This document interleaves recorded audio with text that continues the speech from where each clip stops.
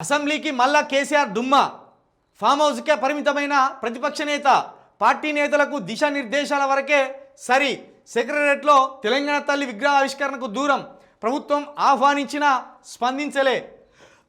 July 25న budget సమావేశాల్లో పాల్గొని ప్రభుత్వాన్ని చీల్చి చెండాడతాం అని హెచ్చరిక అంతకు ముందు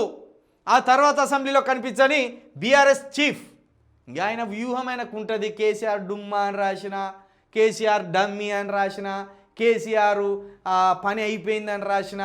మీరు ఎన్ని రాసినా కేసీఆర్ చుట్టే రాజకీయం తిరుగుతాను ఇప్పుడు ఈ రాష్ట్రానికి ఎవరు ముఖ్యమంత్రి రేవంత్ రెడ్డి గారు రాజకీయం రేవంత్ రెడ్డి గారు చుట్టూ తిరగాలి కానీ రేవంత్ రెడ్డి గారు ఏం చేస్తాను కేసీఆర్ చుట్టూ తిరుగుతాను కేసీఆర్ ఫామ్ హౌస్లు ఉన్నప్పటికి కూడా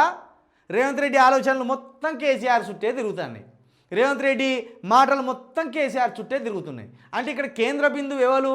కేసీఆర్ తెలంగాణ రాజకీయాల్లో కేసీఆరే కేంద్ర బిందువు 2009 నుండి ఇప్పటి వరకు తెలుగు రాష్ట్రాలలో రాజకీయం మొత్తం కేసీఆర్ చుట్టే తిరుగుతున్నది ఆయన ఎప్పుడైతే ఆమరణ నిరాదీక్ష చేపట్టిండో అప్పటి నుండి ఇప్పటి వరకు రాజకీయం మొత్తం కేసీఆర్ చుట్టే తిరుగుతున్నది అగో గంత స్థాయి లీడర్ ఆయన కాబట్టి కేసీఆర్ డుమ్మానా డుమ్మ కాదా అనేది పక్కన పెడితే కేసీఆర్ ఎప్పుడు రావాలి ఏ అంశాల మీద బయటికి రావాలి అనేది ఆయనకు ఒక వ్యూహం ఉండొచ్చు మరి అంత పెద్ద లీడరు మరి అంత పెద్ద అనుభవజ్ఞుడు 40 ఏళ్ళు రాజకీయంలో ఉన్నాడు ఆయన ఏ అంశాన్ని పట్టుకొని బయటికి రావాలి ఏ అంశం మీద కొట్లాడితే బాగుంటుంది తన పార్టీకి ప్రజలకు ఏ అంశం మీద కొట్లాడితే బాగుంటుంది అనేది ఆయన వ్యూహం ఆయనకు ఉంటుంది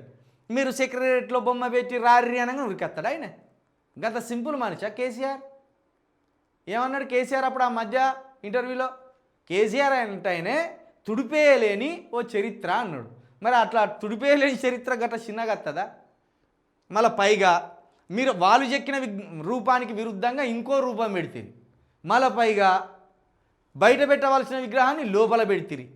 ఆయనో దగ్గర పెట్టాలనుకున్నాడు విగ్రహాన్ని మీరో దగ్గర పెట్టిండ్రు మరి ఆయనకు నచ్చని పనులన్నీ మీరు చేస్తూ ఆయనను రమ్మంటే ఆయన ఎట్లా వస్తాడు ఆయన కేసీఆర్ కాబట్టి ఆయన రాడు ఇక చీల్చి చెండాడతాడా ఇంకో కొంతకాలం వేచి చూస్తాడా అనేది కూడా అది కేసీఆర్ ఆలోచనే దాన్ని మనం అంతగా తొందరగా పసిగట్టలేము